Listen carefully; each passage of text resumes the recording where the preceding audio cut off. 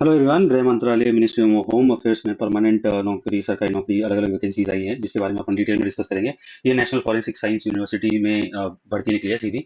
Permanent government job है और गैर शैक्षणिक पद है। इसमें किसी भी विषय से या सब्जेक्ट से जो भी ग्रेजुएशन किया हुआ है वो विद्यार्थी, वो स्टूडेंट अप्लाई कर सकता है।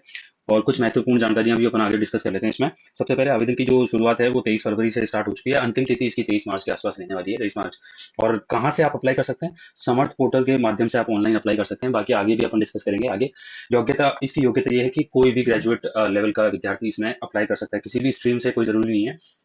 उसके बाद में पदों का भी एक बार अपन विवरण कर लेते हैं। प्रमुख रोल कौन कौन सी, किस तरह की पोस्ट है। सेक्शन ऑफिसर की है, और डिप्टी सेक्शन ऑफिसर की है, डीएसओ की, और असिस्टेंट की है। सबसे पहले सेक्शन ऑफिसर में अगर अपन बात करें तो 12 वैकेंसी है। और डिप्टी सेक्शन ऑफिसर में कुल 14 पद है। उसके बाद में असिस्टेंट में 25 वैकेंसीज हैं। और किस लेवल की पोस्ट है? ये लेवल 8, लेवल 7 और लेवल 2 की पोस्ट है। ये इसके अकॉर्डिंग असिस्टेंट की लेवल 2 की है। और अगर अपन तुलना की बात करें तो ये एसएससी सीजीएल के स्तर की पोस्ट है, जिसमें कि तीनों ही एसएससी सीजीएल, और असिस्टेंट वाली जो है सीएचएसएल और एमटीएस के बराबर की पोस्ट है। कहाँ कहाँ पोस्टिंग होने वाली है वो भी अपन डिस्कस कर लेंगे। कौन सी अकेडमी, पुणे और इम्फाल जो अकेडमी है वहाँ से आपको होने वहाँ से आपकी रिक्रूटमेंट होने वाली है। इसके बाद में गांधीनगर, दिल्ली मुख्य कैंपस कौन कौन से जगह हैं? दिल्ली हो गया, गोवा, अगरतला, भोपाल, धारवाड़, गुवाहाटी, भुवनेश्वर, रायपुर, चेन्नई, जयपुर, इन कुछ जगह पे इसके कैंपस हैं, वहाँ पे आपकी पोस्टिंग हो सकती है।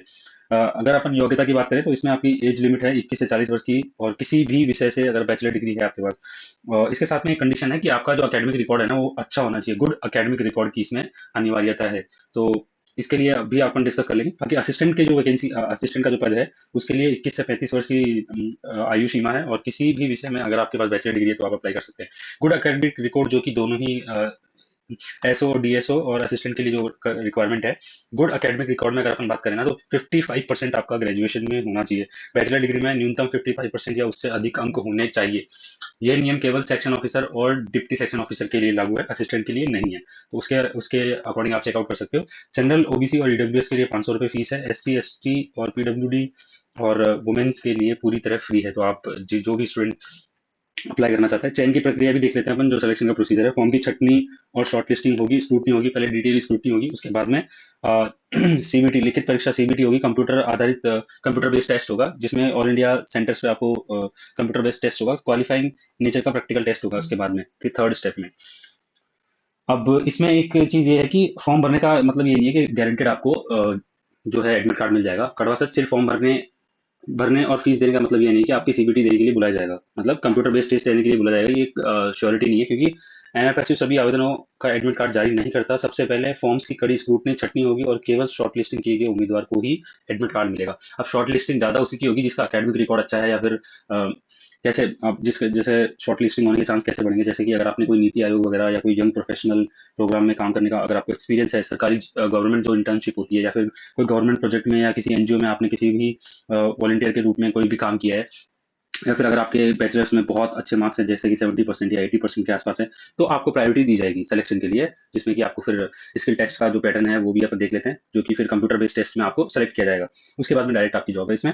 एसओ और डीएसओ के पदों के लिए कंप्यूटर टाइपिंग होगी। एमएस एक्सेल पर आपको काम आना चाहिए। पावर पॉइंट प्रेजेंटेशन भी आपको बनानी आनी चाहिए। असिस्टेंट पद के लिए केवल ओनली टाइपिंग टेस्ट है।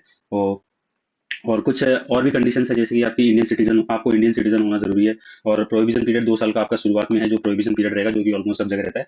आयु सीमा में अगर अपन बात करें, एससी, एसटी, ओबीसी सभी उम्मीदवारों के लिए एज रिलैक्सेशन मिलेगा इसमें। और आवेदन कैसे करना है वो भी मैं बता देता हूँ आपको। एनएफएसयू के आधिकारिक रिक्रूटमेंट पोर्टल समर्थ पर जाएं। समर्थ पोर्टल है, वहाँ पे आपको साइन अप करना पड़ेगा। डोंट हैव एन अकाउंट, अगर आप चाहेंगे तो मैं इस पर भी डिटेल वीडियो आपको बना के दे दूंगा। तो इसके अकॉर्डिंग आप ऑनलाइन फॉर्म सबमिट कर सकते हैं। और अगर आपको और भी कोई क्वेरी है तो भी आप इनकी जो मेल आईडी जारी की गई है उससे भी वहां से जाके भी आप चेकआउट कर सकते हैं। बाकी कोई भी कमेंट, अगर आपका कोई भी ओपिनियन है, कुछ भी सवाल है, तो आप कमेंट सेक्शन में जरूर लिखना। All the best.